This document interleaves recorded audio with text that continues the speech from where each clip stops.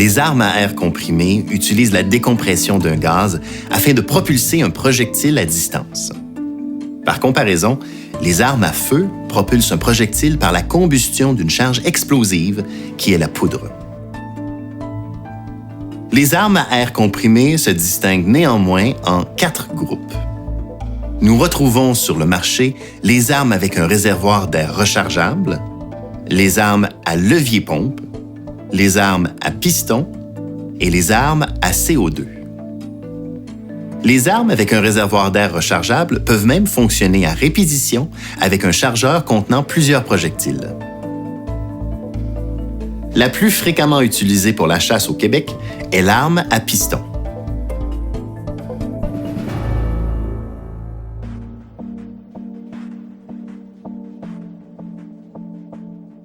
Au niveau du gouvernement du Québec, en vertu de la loi sur la conservation et la mise en valeur de la faune, les carabines à air comprimées de calibre égal ou supérieur à .177 et développant une vélocité d'au moins 152,4 mètres par seconde sont permises pour la chasse du petit gibier. Au niveau du gouvernement fédéral, en vertu de la loi sur les armes à feu, les armes à air comprimé développant une vélocité d'au moins 152,4 mètres par seconde et une énergie initiale de 5,7 joules sont assujetties aux dispositions de la loi comme armes à feu. La compression des armes à piston-ressort est actionnée manuellement par un levier d'armement qui est la plupart du temps le canon lui-même, ou un levier indépendant situé en dessous du canon, ou bien encore un levier latéral le long du cylindre. Ces armes sont munies d'un piston à ressort mécanique ou à l'azote situé à l'intérieur d'une chambre de compression hermétique localisée à l'arrière de la chambre du canon. Pour charger ce type d'arme, vous devez pointer le canon dans une direction sécuritaire, basculer légèrement le canon en tapant dessus avec votre paume, puis déposer la crosse sur votre hanche et plier le canon jusqu'au bout.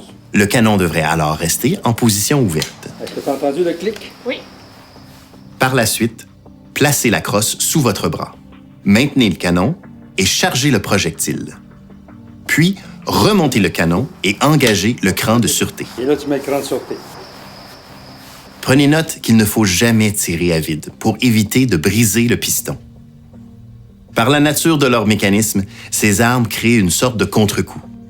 Pour un tir de précision, il est important de ne pas serrer fortement le fût lors du tir. Non, enlève le cran de sûreté. Vous devez simplement poser le fût sur la main porteuse. Lentement, tu peux tirer. Excellent. Il n'est pas recommandé d'utiliser un point d'appui fixe et rigide.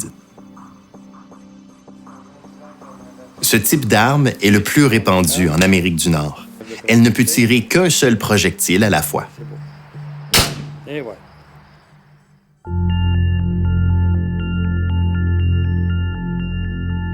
Les armes à air comprimé utilisent des projectiles à jupe, aussi appelés diabolo ou plomb-parachute.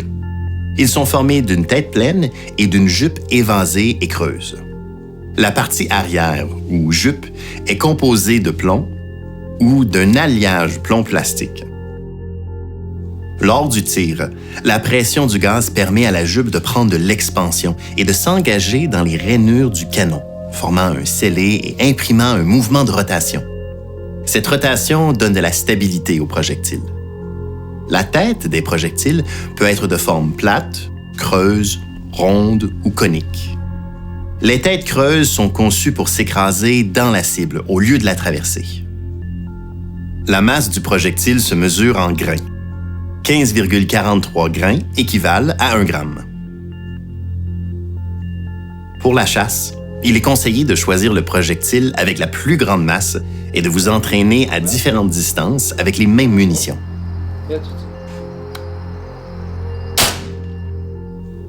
Les calibres les plus fréquents sont .177 et .22.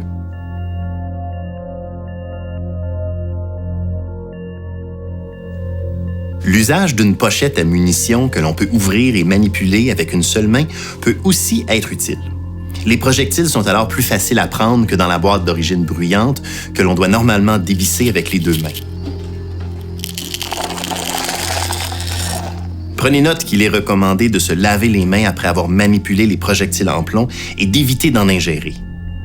L'absorption de plomb est néfaste, voire dangereuse pour la santé.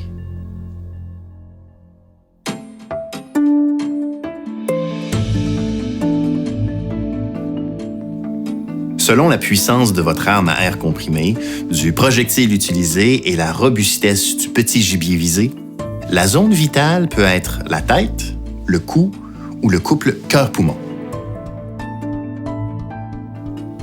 Si votre arme est de plus faible puissance, visez la tête, entre l'œil et l'oreille de l'animal. Cette partie est la plus fragile de cette zone vitale à atteindre. La portée maximale efficace à laquelle vous pouvez effectuer un tir entraînant la mort rapide d'un petit gibier avec une arme à air comprimé est de 30 mètres ou une centaine de pieds. Par contre, la portée limite dangereuse de ces armes est d'environ 640 mètres. La portée efficace réelle peut être inférieure à la portée efficace maximale, car elle dépend de l'habileté du tireur. Il est donc important de vous entraîner en utilisant les mêmes projectiles et la même arme que vous comptez utiliser pour chasser. Rappelez-vous que pour effectuer un tir précis avec une arme à piston, vous devez appuyer le fût sur la main porteuse sans serrer les doigts.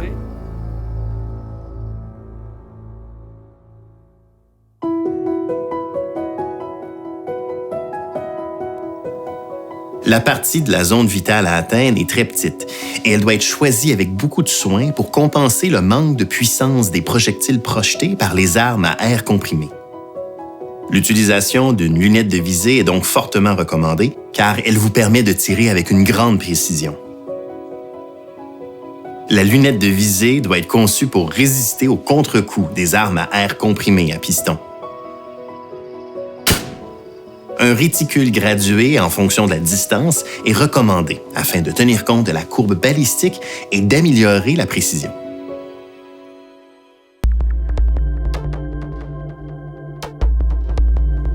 Il est très important de lire toutes les instructions d'utilisation qui se trouvent dans le manuel qui vient avec l'arme. La fréquence des entretiens ainsi que les endroits où il faut nettoyer et huiler y sont indiqués. Une huile non détersive, spécifiquement conçue pour ces armes, doit être utilisée pour ne pas endommager les joints d'étanchéité. Il n'est pas conseillé d'appliquer de l'huile à l'intérieur du canon, sauf si on l'entrepose pendant plusieurs mois. Lorsque vous réutilisez l'arme, assurez-vous de bien enlever toute l'huile qui se trouve à l'intérieur du canon. Il est aussi recommandé de ne pas comprimer le ressort mécanique d'une arme à air comprimé pendant plus de 30 minutes. Et de ne jamais tirer à vide. Vous pourriez endommager le mécanisme.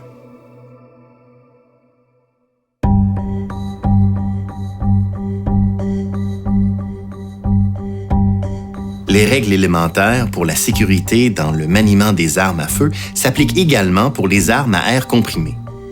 Traitez toujours une arme comme si elle était chargée. Les armes à air comprimé peuvent infliger de graves blessures. Dans le cas des armes à ressort avec canon basculant, prenez garde au retour du canon qui peut vous infliger une blessure au visage ou même endommager l'arme. Vous devez toujours compléter le mouvement jusqu'au bout. On ferme.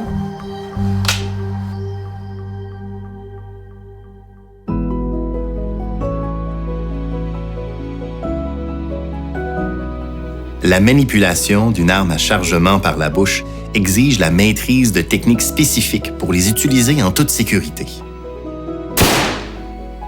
Au Québec, les armes autorisées pour chasser ne peuvent tirer qu'un seul coup avant d'être rechargées par la bouche du canon.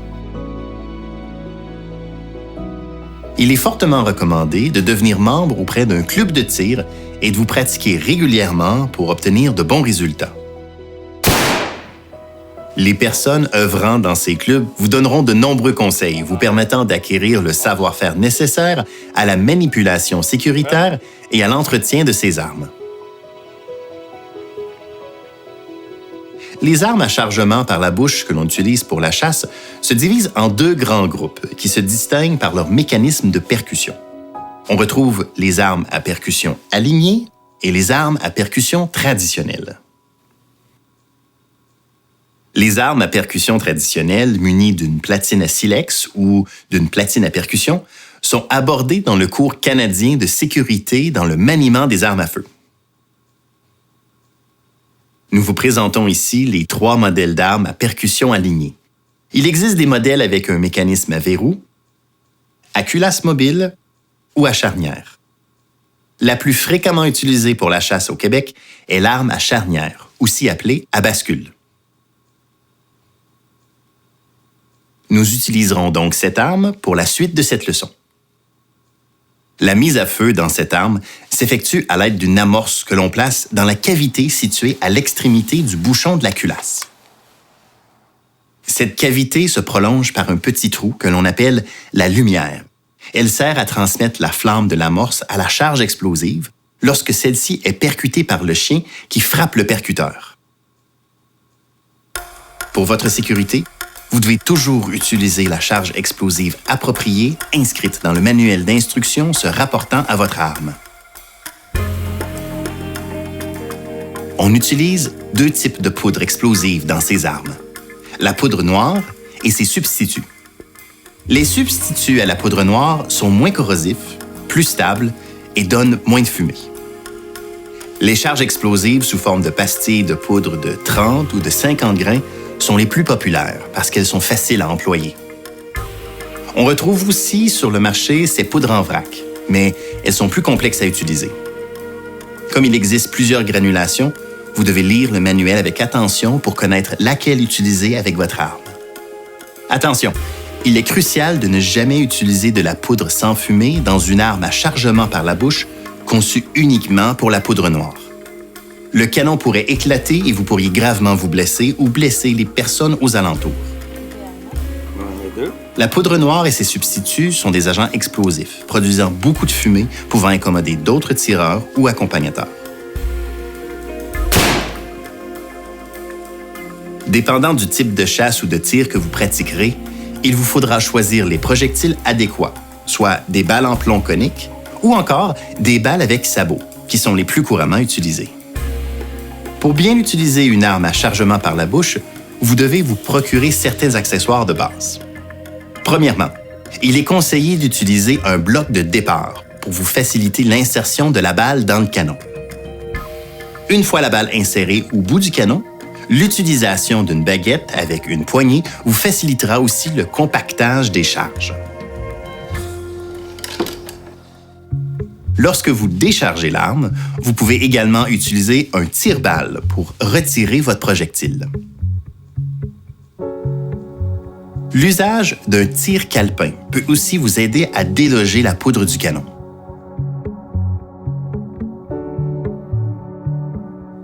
Un contenant de munitions préchargées est employé pour préparer à l'avance vos charges propulsives qui comprennent la charge explosive et le projectile.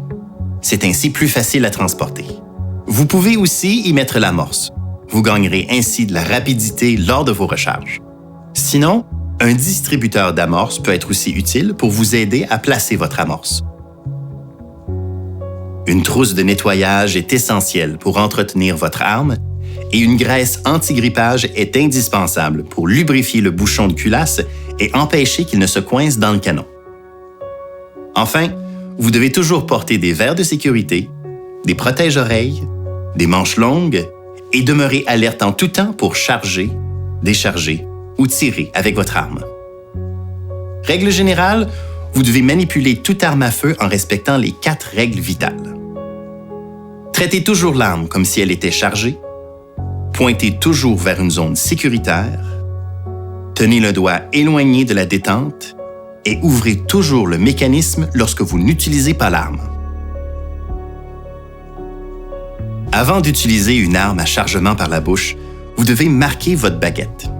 Il vous sera alors possible de déterminer si votre arme est chargée en enfonçant la baguette dans le canon et en regardant la marque que vous avez faite lorsqu'elle était chargée. Pour graduer correctement votre baguette, vous devez premièrement vérifier qu'il n'y a pas d'amorce et que le canon est vide avant de visser le bouchon de culasse dans la chambre du canon. Prenez garde de ne jamais mettre une amorce dans le bouchon de culasse lorsque vous chargez ou déchargez votre arme. Vous devez toujours contrôler votre arme de façon à ne jamais avoir votre visage ou vos mains au-dessus de la bouche du canon. Appuyez la crosse au sol en la sécurisant avec vos pieds pour éviter tout glissement et prenez votre baguette. La plupart du temps, vous devrez rajouter un embout pour vous rendre jusqu'au fond du canon. Il est donc important de toujours utiliser le même embout pour que les marques de référence soient exactes. Souvent, la baguette avec l'embout ne s'insère pas directement sous le canon. C'est pourquoi il peut être facile de se tromper. Oui. Lorsque votre baguette est bel et bien au fond du canon, faites une première marque. Cette marque vous indiquera que l'arme est déchargée. Enlevez maintenant la baguette. Vérifiez que la lumière est bien dégagée et introduisez la charge explosive dans l'arme du canon. Demi 2. Oui. Puis, insérez le projectile avec le bloc de départ et pressez fermement le projectile contre la charge en utilisant la baguette et faites une deuxième marque. Voilà. Dorénavant, si vous voulez savoir si votre arme est chargée, vous n'aurez qu'à insérer la baguette et la marque vous indiquera si elle l'est. C'est ça. Et là, l'arme est chargée. L'installation de l'amorce doit se faire sur le lieu de chasse seulement ou lorsque vous êtes prêt à tirer au champ de tir. Alors, on ouvre. Si votre arme a un cran de sûreté, On met la marque. engagez-le tout de suite après l'avoir chargé et n'oubliez surtout pas de porter vos protège-oreilles et vos lunettes de sécurité. Et Installez-vous en identifiant la cible correctement et mirez. le chien. Vous devez armer le chien au dernier moment avant de tirer, car il n'y a normalement pas de cran de sûreté sur ces armes. Si votre arme a un cran de sûreté, désengagez-le et, finalement, appuyez sur la détente. La détente.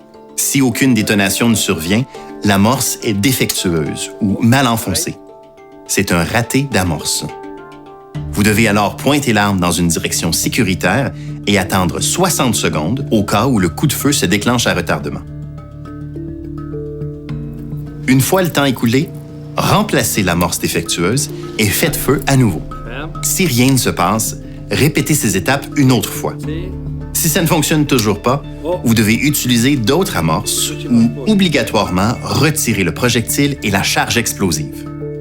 Pour décharger votre arme, vous devez avant tout pointer l'arme vers une zone sécuritaire et enlever l'amorce. Boum. Enlève le bouchon. Vous pouvez alors dévisser le bouchon de culasse pour laisser tomber la charge explosive et pousser avec votre baguette pour faire sortir le projectile par la bouche du canon.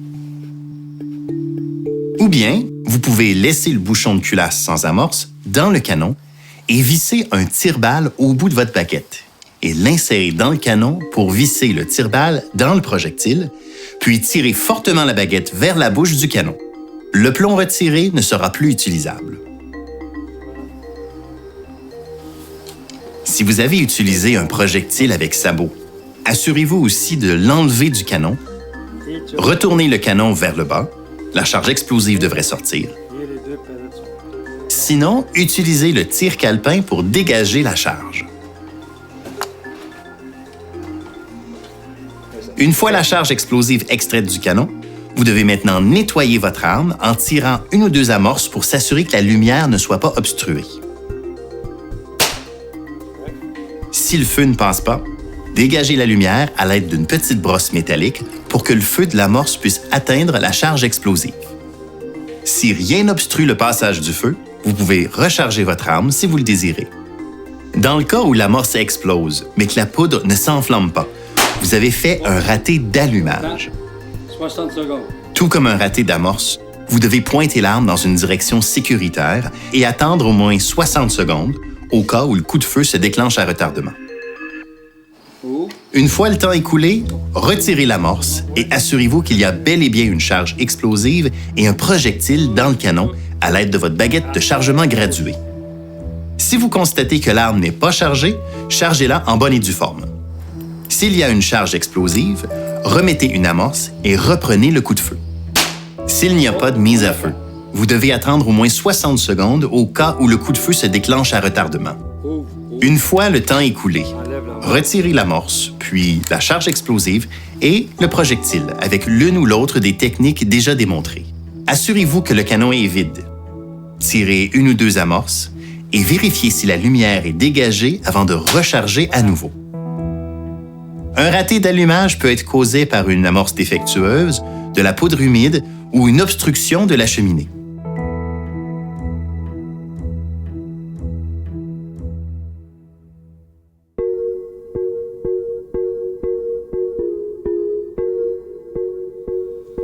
Il est très important d'étudier attentivement et de vous conformer aux instructions du manuel de l'utilisateur spécifique pour votre arme.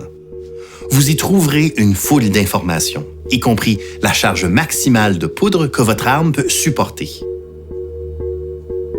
Vous devez aussi toujours considérer votre arme comme étant chargée et garder le canon pointé dans une direction sécuritaire en tout temps. N'oubliez pas non plus de ne jamais utiliser de la poudre sans fumée dans une arme à chargement par la bouche conçue uniquement pour la poudre noire ou ses substituts. Le canon pourrait éclater et vous pourriez gravement vous blesser ou blesser les personnes aux alentours. En présence de poudre noire ou d'un substitut, tenez-vous loin de toute source de chaleur, de flammes ou d'étincelles. Ne fumez jamais et ne permettez à personne de fumer en présence de poudre noire ou de ses substituts lors du chargement ou du déchargement de cette arme.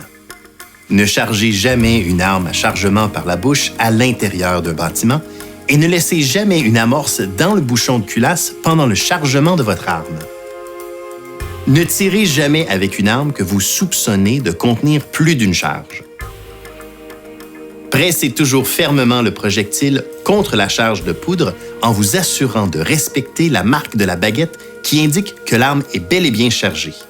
Et n'oubliez surtout pas de retirer la baguette avant de faire feu. Traitez toujours les ratés avec une grande précaution, car le coup peut encore partir à tout moment. Ne vous fiez jamais complètement au cran de sûreté ou au chien en position semi-armée d'une arme à chargement par la bouche. Avant de tirer, vous devez vous assurer de bien identifier votre cible, qu'elle soit bien dégagée, immobile et bien placée avant de faire feu. Vous devez ensuite attendre au minimum 30 minutes et idéalement 1 heure avant d'entreprendre la recherche de votre gibier. Une fois votre gibier récupéré, il est très important de nettoyer et de lubrifier son arme le plus tôt possible pour éviter que la corrosion ne détériore le mécanisme et l'intérieur du canon. Et tu repousses une deuxième fois.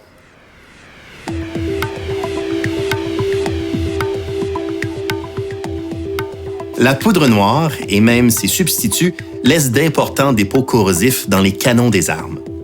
Le nettoyage d'une arme à chargement par la bouche est donc beaucoup plus exigeant et nécessaire que pour une arme moderne à poudre sans fumée. Avant de commencer, vous devez lire le manuel du fabricant pour bien comprendre comment démonter votre arme correctement. Si votre arme est encore chargée, vous devez évidemment enlever l'amorce, la charge explosive ainsi que le projectile avant de la nettoyer.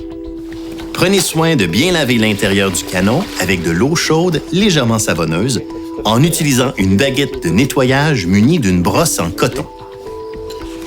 Après un premier nettoyage à l'eau savonneuse, rincez le canon à l'eau très chaude pour qu'il sèche rapidement. Lorsque vous utilisez des projectiles avec sabots de plastique, il est aussi conseillé de nettoyer les rayures du canon avec un solvant conçu pour dissoudre les dépôts de matière plastique. L'utilisation d'une brosse, idéalement en bronze, dégagera tous les résidus de poudre et de sabot. Par la suite, passez un chiffon à l'intérieur du canon pour enlever toutes les impuretés et lubrifier l'âme du canon avec un lubrifiant approprié pour ce type d'arme. C'est bon? Voilà. On a lubrifié l'intérieur.